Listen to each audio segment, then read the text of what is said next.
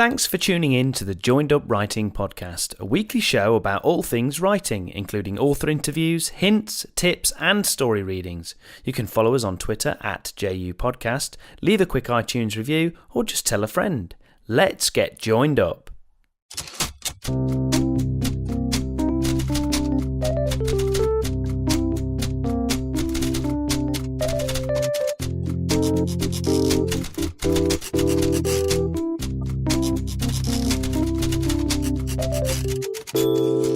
Hello and welcome to the Joined Up Writing Podcast, where a little procrastination can go a long way. I'm Wayne Kelly.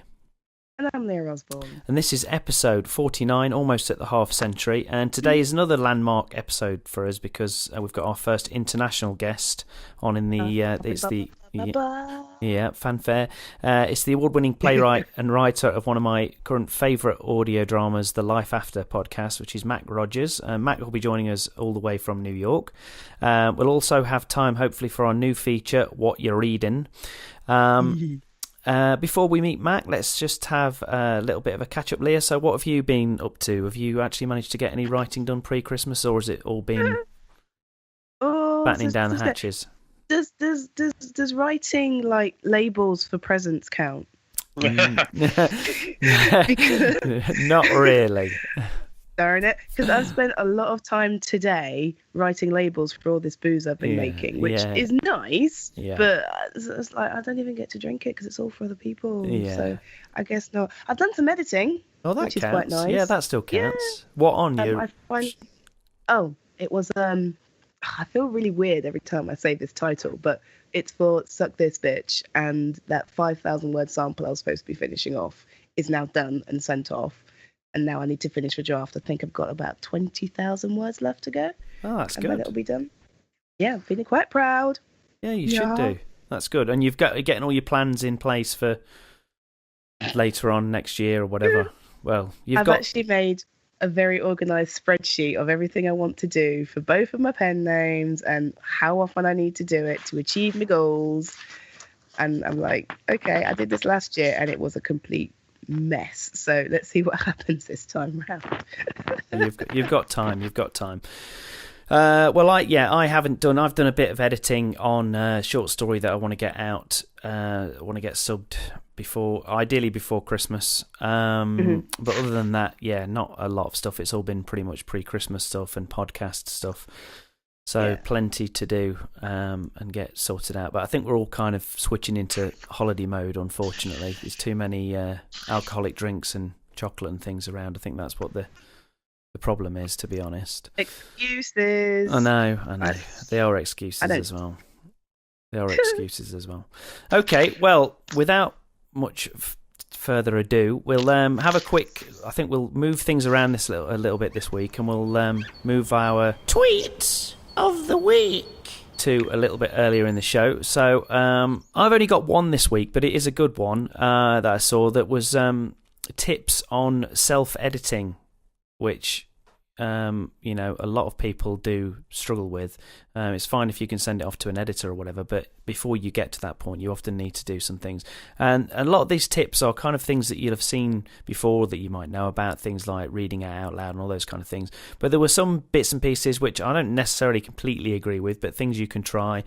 So one of them, for example, was using like readability statistics software and things to check on your sentence length and things, which I know there are plugins for blogs that do that, for blog posts to make them more easily readable. I'm kind of, the jury's out on that for me. I don't know. I think you can often get that just from reading it out and seeing how it sounds as much as anything else. But it can show you if you've got a big problem, if you with your rhythm and you've got lots and lots of short sentences, say for example, or lots and lots of long sentences. But it's quite a good post. It's quite in depth, and it was tweeted by @PubCoach, Publication Coach. So I will share that on the show notes. So that's quite a good one. It's a good one, especially this time of the year when lots of people are doing editing, getting ready to start on new projects, ready for next year. So, editing Nano. Exactly, yeah, it's perfect timing for it after NaNoWriMo. Okay, so anyway, I think it's time that we introduce this week's guest, and as I mentioned at the top of the show, it's Mac Rogers. Mac is an award-winning playwright based in New York, often working in science fiction technology type genre. With plays like Universal Robots and his epic Honeycomb Trilogy. He's won acclaim from the New York Times, the Wall Street Journal, Time Out, Gawker, Flavorpill, and loads of others, too numerous to mention.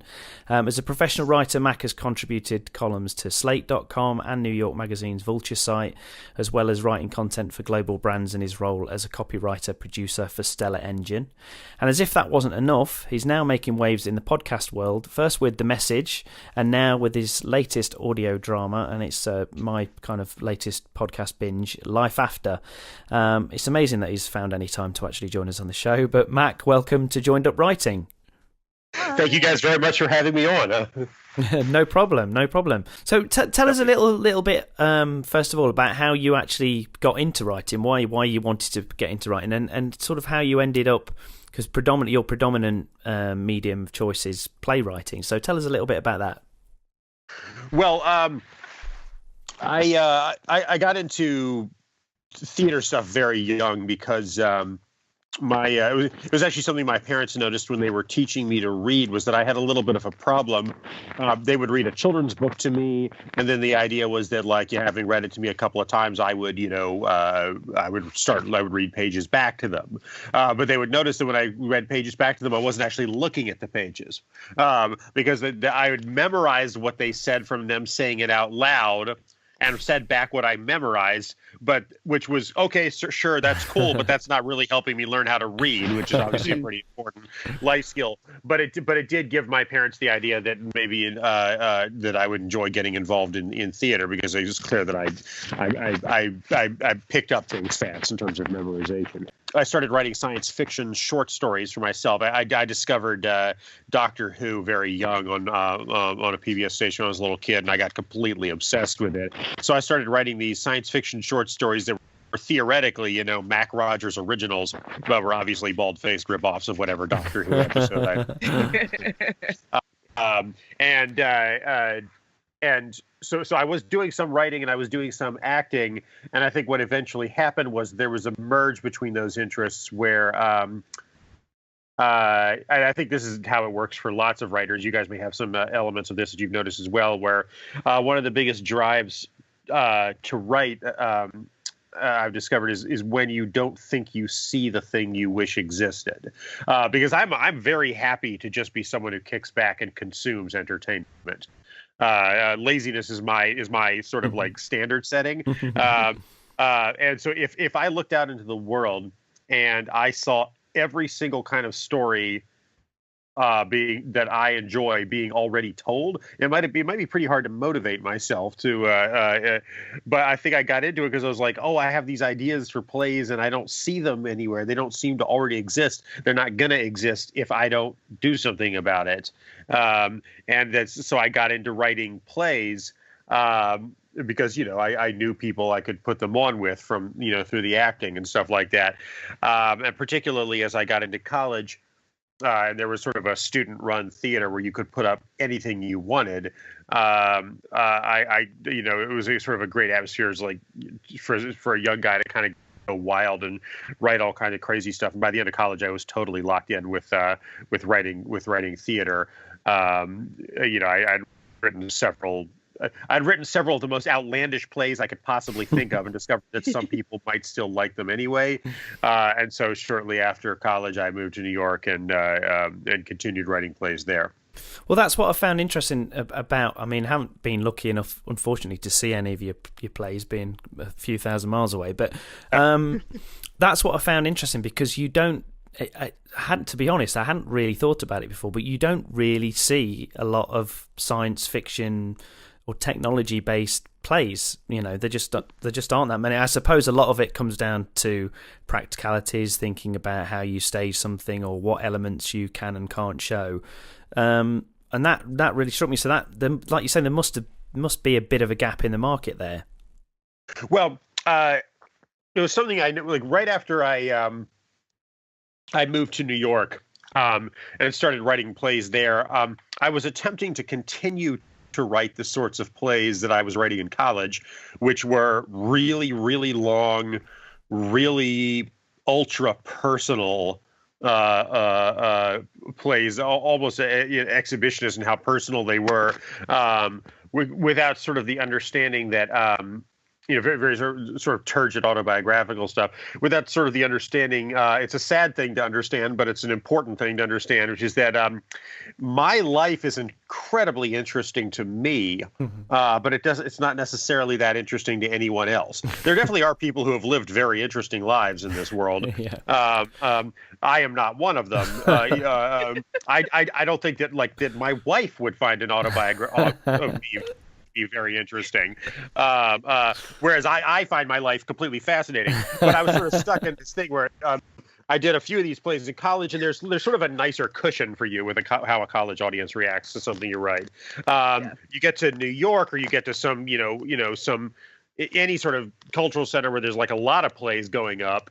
There's no patience for that. There's no indulgence for that. I quickly realized that the sort of solipsistic stuff I was into was just not connecting. And I sort of realized, well, you know what? I'm actually not enjoying writing it that much myself. What do I like? What do I actually like watching? Maybe I should try writing the stuff that I like watching. And that's, science fiction, horror, thrillers, noir type stuff like that. I was like, oh, okay, well, I'm gonna, but of course the big challenge, as you pointed out, is how do you do that on stage? A lot of our popular culture ideas of how science fiction needs to be done are based on tropes that have necessarily developed in the media that you primarily see science fiction in. There's a lot of science fiction literature from which we get the idea that that world building is a central part of the science fiction, and then from television and film we get the idea that special effects are special effects and spectacle and action are necessarily parts of science fiction. The truth is, there's ways to do science fiction without necessarily doing those things, because in theater there's a cap on how much world building you can do, because the play can only be so long before people lose their minds. In theater you're not allowed to talk, you're not allowed to go to the bathroom. You can only try an audience's patience so much. You're also limited, even in a mega budget play, you're limited in, what you can realize in terms of spectacle, action, realistic special effects, things like that. So what it really has to get back to with theater is the core ideas of science fiction. What you're doing with a science fiction play is you're putting your emphasis on how does human nature react to a paradigm shift like that? What are the things about us that stay the same? What are the things about us that change remarkably to deal with new circumstances? One thing I had great fun with the Honeycomb Trilogy, in the second part of the Honeycomb Trilogy, where the whole second part takes place while the Earth is completely under extraterrestrial occupation from like this insect type race that has transformed that's transformed the landscape, the environment, the climate of the Earth to be basically like a swamp planet. Mm-hmm. So there's all kinds of new vegetation from the aliens' homeworld that's been implanted on the Earth. And a couple of the characters are discovered to have. I invented a word called choopy. They smoke a plant called choopy that gets them high. I remember in the early development of that script, we were all sitting around talking about it, and one of the guys playing those characters, he said, you know what? That is the human race right there. If our planet was conquered by insects and covered with new plants that we never saw before, there are some people who would definitely, the first priority, the first thing they do is figure out which ones can we smoke. Yeah. They would immediately begin the trial and error process, which... so in many ways, the human race is transformed in the story, but there's other ways in which they say the same. So what you're doing with a play is you're putting your emphasis on the human reactions, the human responses, and sort of the dialogue argument of the story. Once I started writing plays like that, I noticed a huge difference. I noticed the audience sitting up in their seats. I noticed there being more audience in the first place. I noticed people started having fun at my shows, and I was like, "Oh, okay." So, like, I've hit on the thing that I'm supposed to be writing. Absolutely. Well, one of my biggest bugbears about the state of science fiction in mainstream media at the moment, in terms of films and things anyway, is that science fiction is it's not really what I would class as science fiction. A lot of it's more like action in space, or it's right. It's something. It might be a horror thing, but it's in space or whatever. So that makes it science fiction, and that's not always necessarily the case. I think some science fiction, as you say, can just come back to just big ideas, or how civilization copes in a fantastic situation or whatever. Things like 2001, or more recently Interstellar, that's using actual current physics and things. That's kind of that's my idea of like what good science fiction is, not necessarily just seeing lots of big spaceships or things blowing up or whatever. It doesn't always have to be that. So I guess doing something like that in theatre really plays into that, because you can just tackle big ideas. You don't necessarily need that big spectacle, like you say. Yeah, exactly. I think that people can get really heavily engrossed in a philosophical argument as long as it's a philosophical argument that is presented in a really dynamic fashion. You want to take the different sides of the philosophical argument and attach them to characters who have immediate living, breathing life and death stakes in what's going on, and then the audience. So like the discussion of an idea that an audience might find tedious if it was just part of a lecture. In drama, you have a way of attaching that to fictional characters' lives, fictional characters that you hope an audience will identify with, and suddenly you can make that argument sort of a pulsing, living, exciting thing on the stage.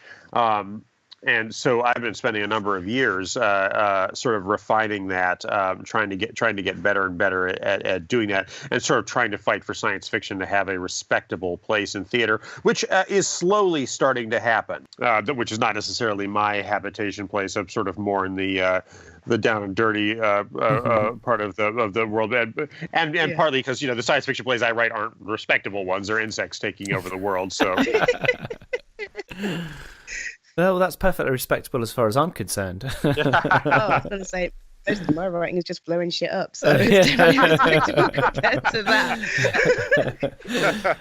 Well, the other thing with it is obviously there's an audience there for it. That's the other point. I mean, you couldn't keep putting these on. You couldn't keep. There wouldn't be much point in continuing to write these things. You did a trilogy, as you mentioned before, the Honeycomb Trilogy. There's obviously an audience there coming back to see these things, so that must be that must kind of prove that, as you say, there is kind of a gap in the market there. Yeah, for sure. I mean, because I think theater is forever being challenged by new technologies, but I think the advent of streaming and on-demand entertainment, I think, is even a greater threat to theater, because streaming and on-demand they're more than just alternative media. They are alternative lifestyles. Streaming and on-demand basically is saying it is crazy, it is completely unreasonable to expect a person to show up at a particular building at a particular time. That's just barbaric. That's like this thing left over from the past. More and more people feel like, well, I should be able to watch my thing whenever I want to. The only way you bring in new people is to produce a wide range of stories that have a sort of a newer energy and allow in the genres that younger people are interested in, and particularly, of course, there's been an explosion of interest in science fiction and fantasy and horror and genre storytelling. And it's nuts for theater to not try to find some ways of like addressing that and accommodating that. The main thing is with any medium is you need to take on a subject according to your own medium's rules. You don't want to try to make plays that feel like that are trying to imitate movies or that are trying to imitate literature. Definitely, and for the uninitiated, for maybe people that are out there that haven't had a go at writing for theatre, they've probably consumed it at some stage. Most people have seen a play or some description or whatever. But for the uninitiated, types of techniques are you talking about? What types of things do people need to bear in mind if they're writing for that medium?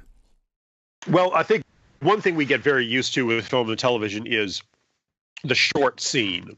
I actually had to have this arc in reverse because I didn't get into screenwriting until after I've been writing plays for many years.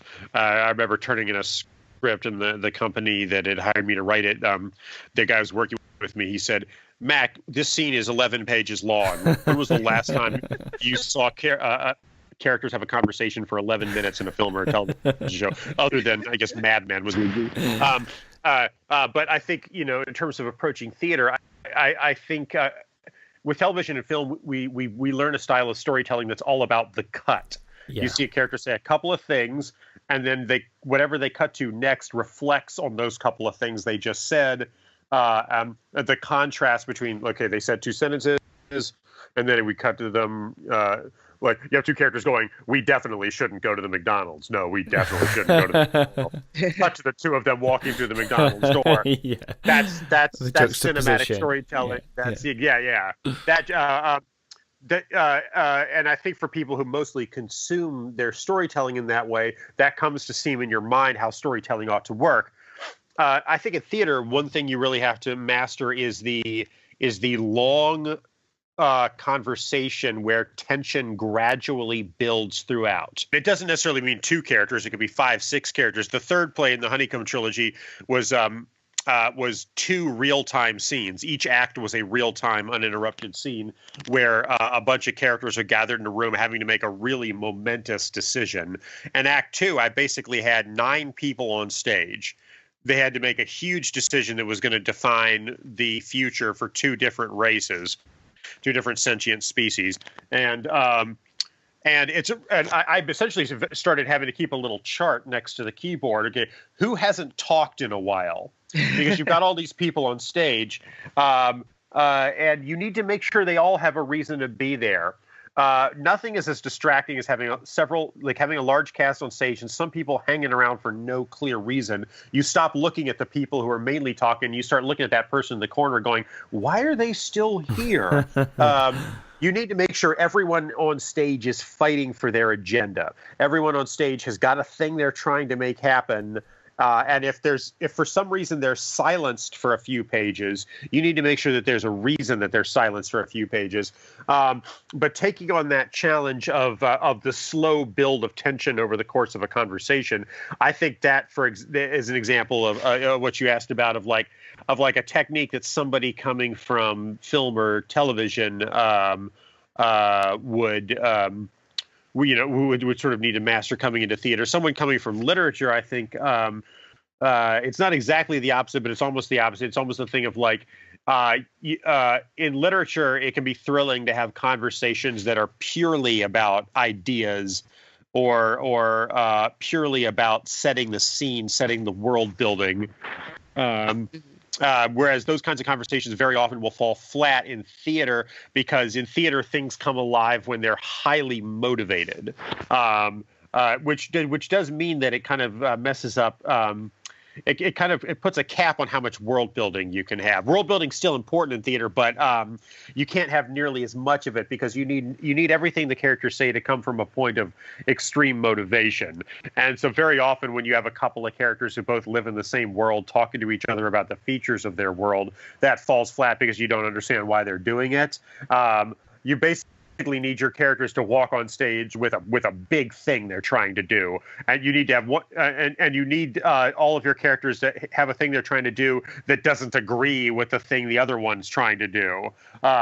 You need it to basically be one of the situations where there can be very little compromise, where it's impossible for both of them or all 3 of them or all 4 of them or whoever's on stage to get what they want, so that you have like this active kind of verbal struggle happening. Where I'm perfectly content to read 100 pages in a dense world-building sci-fi novel that's just about, here's why this world is the way it is, here's how people live, all this other stuff. But on stage, sometimes that could tend to fall flat because you suddenly have to you need to give everybody an extreme thing that they're trying to do. so definitely coming from those, and then of course there's the techniques that are kind of tried and true throughout theater history. With that Honeycomb Trilogy that we've talked about, my whole idea with that was that I wanted to tell an entire science fiction story about insects, insects taking over the world. But how do you do that on stage? I came up with the idea, let's tell the entire story in the same living room. All 3 plays will be set in the same living room. And it's a tried and true theater trope, the living room play, where like families fall apart and truths are revealed, is like a hearty trope of theater, for at least, most of the 20th century into the 21st. Well, I was like, okay, how can I kind of explode the living room plays? The first play before the aliens invade is kind of like a typical living room play with a family that's got all kinds of secrets, but then eventually learn one of the secrets is that the dad is helping a group of aliens invade the Earth. In the second play, that same house has become the house in this local community where the aliens send heavily pregnant women to rest until they have their babies before they go back to work on the swamp farms. And it was an idea that me and my colleagues came up with. We were talking about. We're like, how do we keep making this room the most important part of the story?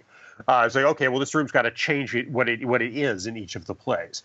And we came up with the idea that insect aliens that breed by laying eggs would be really grossed out by human live birth. It was like, okay, so what if there's a house where like women who are like, let's say 6 months pregnant and on, that they get to go and stay, and that no one is there watching them. That's where the resistance would happen. That's where the resistance would take place, and the resistance would be mostly comprised of heavily pregnant women. And when we hit on that idea, I was like, oh man, that is gold. Okay, I'm going to run with that. And then in the third play, that room became sort of the tribunal room, where that became kind of a courtroom where war crimes were from the alien invasion were being tried.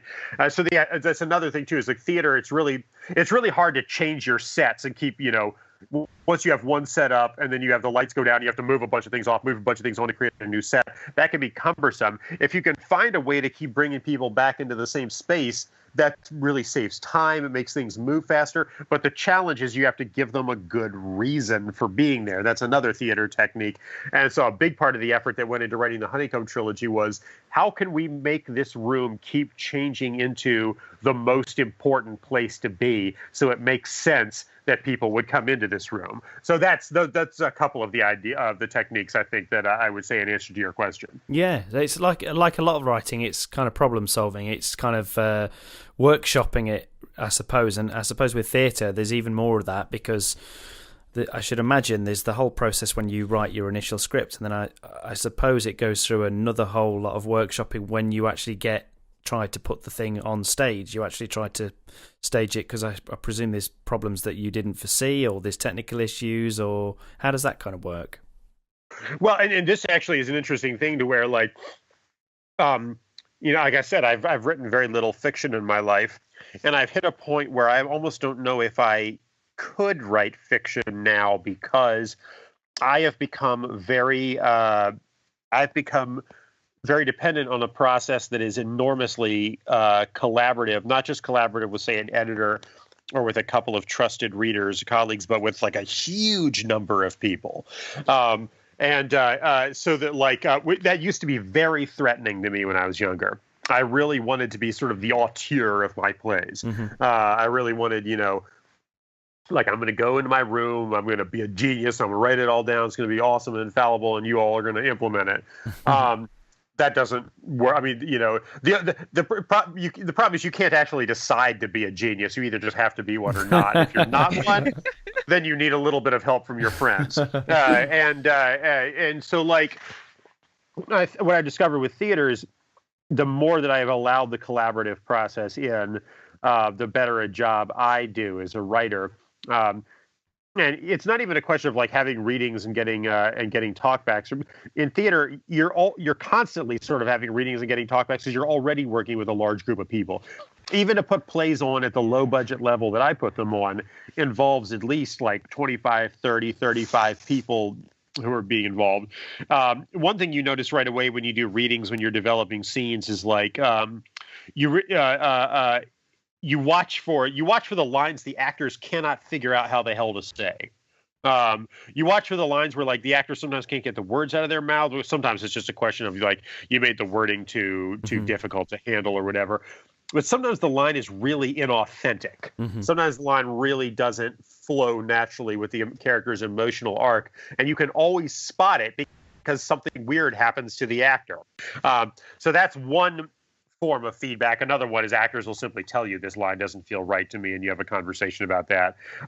It's crucially important to have a director who feels like your collaborator. It's tough because there can be a lot of tension between playwrights and directors. I've worked with one director for many years, Jordana Williams, who directs all my science fiction plays, who I have an enormous rapport and relaxation with.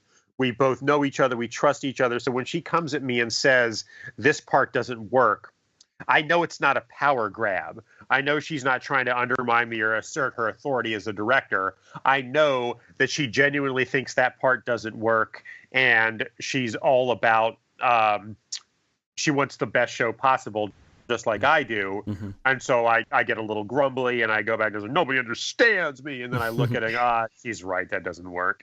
And I sit around fixing it. That's really crucial. And it's really hard because every time you work with a new director, you have to build that trust relationship. And then an enormously important kind of collaboration like you're talking about that doesn't get talked about very often is designers. And this has been something that has grown to be more important in my life since my company is the budgets of our shows haven't swollen enormously, but they've raised to the point where, we have full designs in every department for our shows. Lighting design, scenic design, prop design, costume design, all of that.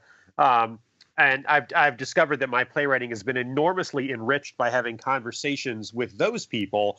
Now, partly this is sort of like was something that I couldn't possibly avoid because my wife is a scenic designer who creates the scenery for my plays. So there was absolutely no way I was going to get out of having to have challenging conversations with her about stuff. For the third, I keep using examples from the Honeycomb Trilogy because there's so much of the Honeycomb Trilogy. It's a great place to draw examples from. But again, in that third play, where like a lot of the crimes of the past are being tried in this room, I had several references to characters who had died in previous plays. Now, it's really hard to make characters vivid who you never see on stage in a play that people are just talking about, but they never walk on stage. My wife had an idea after I wrote the first draft. We were sort of sitting in the apartment together, and she was designing the scenery for the third play. And she said, I'd like to have a big memorial wall of names. Of people that the main characters in this play have lost. All the Earth's modern technology is gone, so she said I'd make them like rough-hewn wooden planks with people's names carved into them, and I want them to take up an entire wall of the set. So when I wrote the final draft of the play, I wrote it knowing that was a piece of the set she was going to design. And so suddenly, instead of having the character say, oh, this person that I loved, here's their name, even though you audience members will never see them walk on stage, instead of them doing that, I could have them walk up to that wall and put their hand on the plank with the rough-hewn name carved on it, and all of a sudden, the connection with that character became 1,000 times more vivid. More recently, you've then gone on to start working on audio dramas. So I originally, very recently, discovered LifeAfter podcast, which I mentioned at the top of the show. Almost by accident, just stumbled into it and couldn't believe how good it was. It was, really, really grabbed me straight away. And then I'd since discovered that on the back of that, the one that came before Life After was The Message. So how did that come about? How did you get into podcasting, if you like, or working on these dramas? How did, because it's GE, isn't it, that is kind of behind these, that supports these programs? That's exactly right. And the company that actually produces them, GE is the sponsor. The company that actually produces them is called Panoply.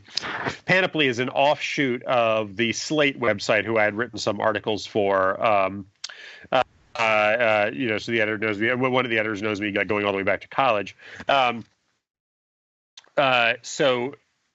When they launched the Panoply podcast site, in order to bring in some revenue, they were looking to like make some partnerships with some brands, some corporations, stuff like that. And GE was in the market for like doing sort of like a multi-part podcast because they're sort of trying to highlight their innovative technology side rather than sort of the mostly people think GE, they think, oh, that's where I get my washing machines and my microwaves. Mm-hmm. They want to sort of highlight some of the more innovative technology that they've been working on more recently, like in terms of medicine and in terms of industry and some other stuff like that. And so they was like, well, let's do a science fiction story that like incorporates a piece of our technology. My friend who's the editor there put me forward because I had the Honeycomb Trilogy, and I'd sort of proved that I could write serial science fiction. And at the same time, I'd done some writing as an advertising copywriter. I'd written for copywriting for some brands. So I sort of had skill sets from the two different worlds that were needed there. And when he put me up for the job, and I got the job to write the message. When I accepted the job at that time, I was like, I just sort of made peace with myself. I said, you know what? This is just going to be an advertising gig. You need the money. You just need to accept that this is going to be. You just need to survive this. This is not going to be. I was completely wrong about that. I was stunned at how much creative freedom they let me have. I was stunned at how little they wanted the GE technology mentioned in the story. They wanted it in there, but not very much. They really didn't want to overwhelm the storytelling. And so, like my notes from GE that kept coming back were mention our stuff less. In fact, neither of the podcasts, The Message or Life After, ever has the phrase GE said out loud. And Life After actually has even fewer mentions of the technology than The Message does. But basically, each story, with the idea with The Message was to tell some sort of science fiction story. They wanted it to be about a team of decoders decoding an alien transmission that came to Earth decades ago. And we decided to work in a piece of GE technology, specifically how they're doing. GE is one of several organizations doing research into using targeted ultrasound waves in medicine. There's a lot of different applications for targeted ultrasound waves that people are trying out in different ways. In one way is that like using targeted ultrasound could eventually replace some minor operations requiring incisions. The idea is there might be fewer and fewer incisions in the future because targeted sound waves could handle certain kinds of more basic operations. All this stuff is still in the very beta phase, all this stuff, but different medical organizations, different private companies are doing research into this. So basically for The Message, I massively extrapolated from that. I was like, okay, if there's certain ways that sound can treat illnesses, what if there was a sound that could do the opposite and create an illness? And I was like, okay, that'll be my horse, because again, it's how can you best take advantage of the medium that you're writing for? And with audio, I was like, okay, I want to make this as much of a soundscape story as possible. I want to have the fewest number of times that one character has to say to another character, "Oh goodness, you're pointing a gun at me." It's impossible to totally avoid dialogue like that in radio or audio drama. But you want to try to find ways of minimizing it. So I was like, okay, the bad guy is going to be a sound. The menace is going to be a sound. And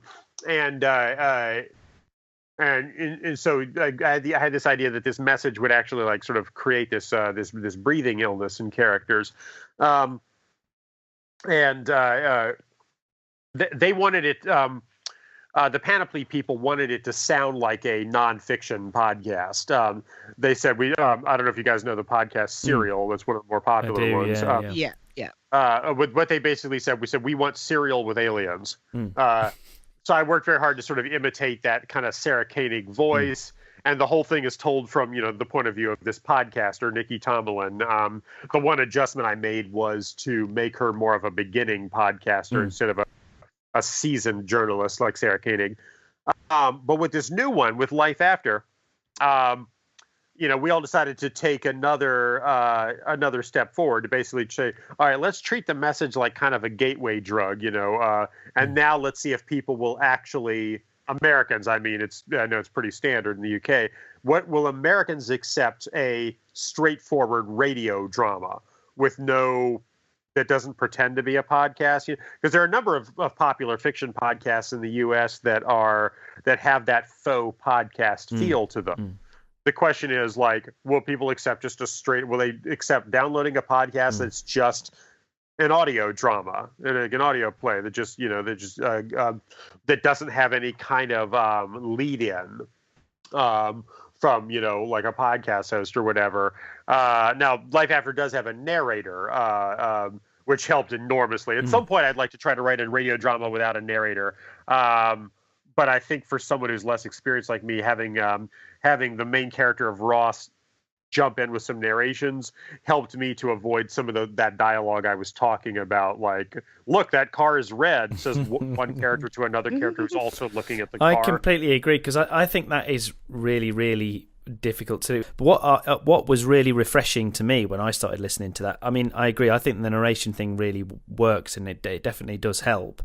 But just in general, the dialogue is really realistic, is a really, really big thing, I thought. But as added to your writing is the actual production values. I played it to a colleague of mine today who's in sound. He does sound, and I played it to him, and he kind of hit the nail on the head when he said, well, it basically sounds like listening to a film.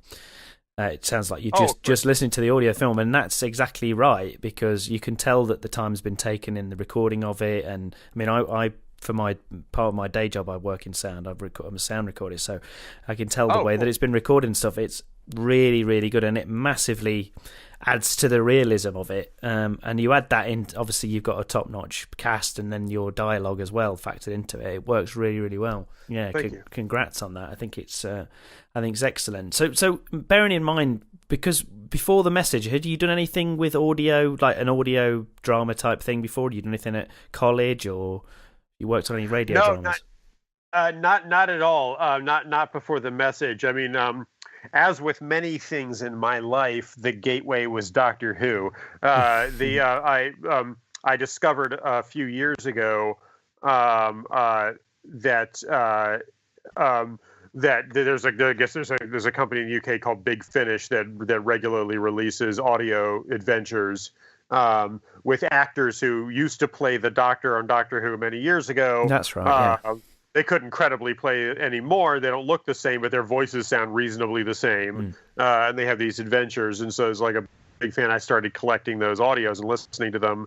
That was sort of my gateway drug into audio drama. And then I downloaded this app that gave me, there's this app you can get that gives you a free Radio 4, Radio 3 drama every Friday. And I started listening to some of those. And so I definitely had listened to a lot of audio drama before I wrote the message, but I had no experience writing for it before I wrote the message. And when I got the gig for writing the message, I quickly listened to a whole bunch of nonfiction podcasts to try to get that particular voice inside my head. But it's tricky. It's very tricky. And I give credit, actually, because I think there's kind of a melding of influences here. The director that they brought in to direct LifeAfter is actually a British radio director named John Dryden, who regularly creates radio dramas for Radio 4, Radio 3.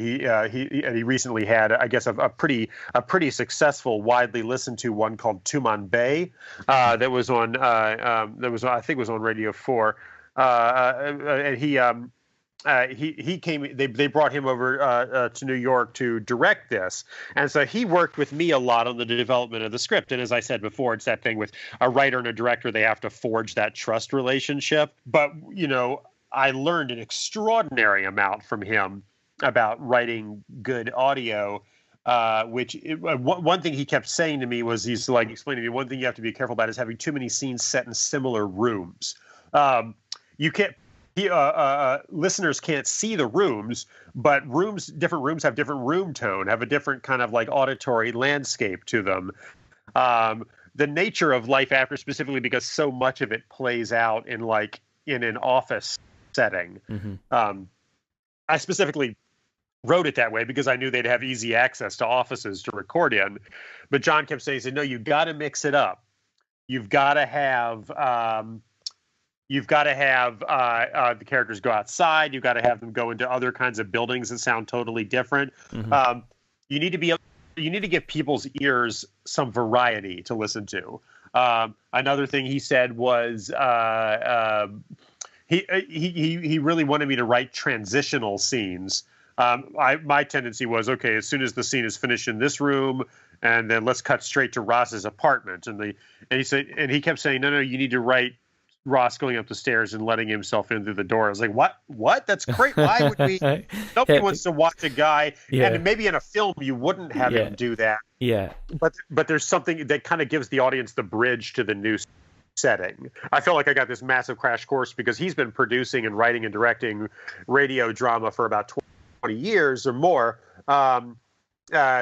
And so as a beginner like me, it was enormously beneficial to be able to have his experience, as much as I chafed under it sometimes because I've gotten so used to, like, as a playwright, it's really hard for me at age 41 to be like, oh man, I don't know what I'm doing. Teach me new things. Yeah. The older we get, the harder it is to assume that attitude, but we have to keep being able to assume that attitude in life whenever we try new things. That's a great tip. Well, just before we wrap things up, just going to take a very quick break to do a new little segment that we're introducing called What You're Reading. Yeah, which we thought would be a good way just to find out. We talk a lot about writing in here, but a lot of people say to be a good writer you need to read lots, and we've always got some kind of I'm one of these people that normally reads 2 or 3 different books and pick up whichever one I'm in the mood for at the time, sometimes fiction, sometimes non-fiction. But yeah, the book that I'm reading at the moment is actually a book by Nathan O'Hagan, and it's called The World Is Not, in brackets, a Cold Dead Place. But I'm really enjoying that. It's a British author, and he's talking his main protagonist. It's similar to Trainspotting.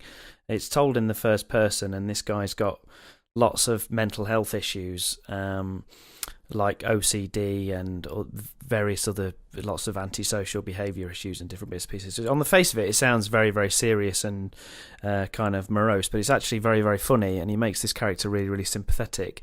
Despite some of the terrible things that he does. So I'm really enjoying that at the moment, and it's been good to see what can be done in first person perspective. But I don't know, what about yourself, Leah? Are you reading anything at the moment? Yeah, well, Dave got me an early Christmas present. I think he knows me a bit too well. It's called The Story of Sex, From Apes to Robots, and it actually starts, well, I'll just hang on, because it's a huge book as well. It's just, you know how you get those really big ones that don't fit on your bookshelf? It's one of those. But it goes all the way from Origins, Adam and Eve, and I've hit the Roman Empire.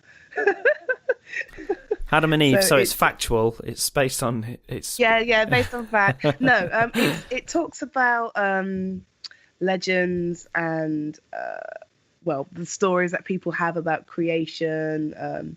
And it's just really interesting, but it's the fact that it's a comic as well. I mean, they are actually calling it a graphic novel, so it's full of lots and lots of naked people. Very, very. So it's literally it's very graphic. Yeah. It's great though. It's brilliant, and it's funny, but it has got information in it, which is actually quite interesting. Talking about how Homo erectus would have picked their mates and the ones before them, and I find it interesting. And there are some great, there's some great graphic novel, especially like non-fiction So they're not graphic novels, technically speaking. I don't know what you would call them, but graphic non-fiction books that I've read in the past. Didn't know that was a thing. It's brilliant. Yeah, there's loads. Yeah, get yourself. So this is new to me, but I'm loving it. Yeah, it's really, really good. But good. So what about yourself, Mac? Have you got a book on the go at the moment, or several books, or what are you reading? Usually I have an audio that I'm listening to as I walk around, and then something that I'm reading in print or like off the. I don't have a Kindle, but I just have an app on my phone that I can read books off of, and sometimes the odd paper book. I'm on audio. I'm listening to the first book of the Expanse series by James S.A. Corey, which is like a big sort of complex sort of space opera story, science fiction story, based on the idea that the human race has colonized the solar system. But what's happened then is that now there's tension between different planets, and that sort of the Earth and Mars are sort of the two superpowers now. It's a fun thing. It's like there's no aliens in the story whatsoever. Martians refers to humans who now live on Mars, and there's a TV show coming out that's based on it that got me interested, and now I'm reading the books, and that's a great deal of fun. So just before we wrap up, so have you got? Well, first of all, tell us what your plans for the future are. What you're working on at the moment. What are your upcoming projects? Well, I'd like to do a lot more audio. I'd like to do a lot more radio. I don't know if these particular two companies will have me back or not. You never know. I mean, like it depends if they decide they want to do another one, and I may not know that for months. So in the meantime, I'm developing some of my own audio drama material that I'm working on with colleagues. I hope, I don't know what the turnaround time will be, but I'd love it if I definitely had another multi-part audio drama out in 2017. So fingers crossed for that. Again, science fiction, thriller oriented. And I'm working on a couple of new plays, a small 2-character play to tour to festivals, about kind of a messed up kind of gaslighting relationship. And then I'm working on a much bigger scale play about the life of a science fiction author named James Tiptree, who was actually a woman named Alice Sheldon, who wrote under a pseudonym and actually pretended to be a man for a stretch of her life. But there's all kinds of legal things I have to sort out to find out if I can legitimately write a play about her. But it's sort of my dream project. I've already written a draft of it, and I hope I'll get to do more. So it's kind of bouncing between those things, and otherwise also just sort of looking for writing jobs wherever they are. Well, yeah. So finally, what are your if there's somebody out there that's an aspiring playwright or wants to get into writing audio drama or whatever it is, what would be your kind of tips, your main couple of tips for them just starting out in what they should do and things they should bear in mind? Well, I mean, the most important thing is like get as much work up in front of people as you can. Mailing scripts to theaters did nothing for me. Mailing scripts to film production companies did nothing for me. Nobody reads those scripts, especially if you don't have an agent. I have an agent more recently, but only very recently. The more you can get work out there, the better. Even if you fall on your face a bunch of times, especially when you're writing plays, it helps enormously to fall on your face in front of an audience, because the lessons you learn from that humiliation cannot be taught in any school. You learn a lot about keeping and manipulating an audience's attention. If your stuff is good enough, people sort of start coming out of the woodwork and saying, "I know about this theater that's looking for this, that, or whatever," or people saying, "I'd like to use my resources to help you put on a show." You just and with audio drama, with podcast drama, now admittedly that's an exploding, incredibly crowded field. Yeah, but so are all the others. You can make a podcast relatively inexpensively and get it out to the world. The more that you can get work out there, not that you should put careless or rushed work out there. You should always do all your drafts, your development or whatever. but like the more you can get work out in front of people, the more you can figure out, okay, is my voice connecting, my ideas connecting, and you can start building the relationships that will build a career. And the second thing, make peace with how friggin' long it's going to take to get any good. The problem with this piece of advice, it's a flawed piece of advice, because no matter where you set your expectations, it'll still take longer. No matter where you set your expectations for how long it'll take to get good, or how long it'll take to get like some industry attention or some money or whatever you set your expectations, it'll still be worse. You'll still be disappointed. Like there has to be a lot of fortitude and a lot of willingness to sort of dig in for for the long haul. Like I think you got to get work out there, and I think you've got to learn from that work interacting with the public. But you also have to make peace with the fact that it's like there's no way to make this stuff happen fast. I have people come up to me and say, "Oh, I know this young person who just got out of school and they want to be a playwright. Could I put them in touch with you for some advice?" And I always want to be like, they don't want my advice. I barely had a fan in the world before I was 40 years old. They don't want to hear, a 22-year-old doesn't want to hear about toiling for decades before anyone cares who you are. And don't feel like a loser if it's taking a really long time, because sometimes it just does. I'd say that those are the only sort of two North Stars that I could look back and say that I could hold on to over the course of my career. There's lots of little bits and bobs of advice that would only be useful for particular writers. Those are the only two pieces of general advice I could think of. Well, they're great pieces of advice, and I think that's a great place for us to wrap things up. Really appreciate your time. So if people want to find more about your work, more about you, want to get in touch, tell us your website and your Twitter, and where can people get to find out more about Mac? Well, there's the website, macrogers.org. There's Twitter, at MacWrites, MacWrites. And the quickest way to get to some stuff that I wrote is either to, go into any of the major podcast providers and get The Message or LifeAfter. They're both free. They're both completely released now, so you can listen to both of them. The Samuel French play publishing company has my Honeycomb Trilogy, and an online play company that sells plays called Indie Theater Now has my plays Hail Satan and Ligature Marks on it.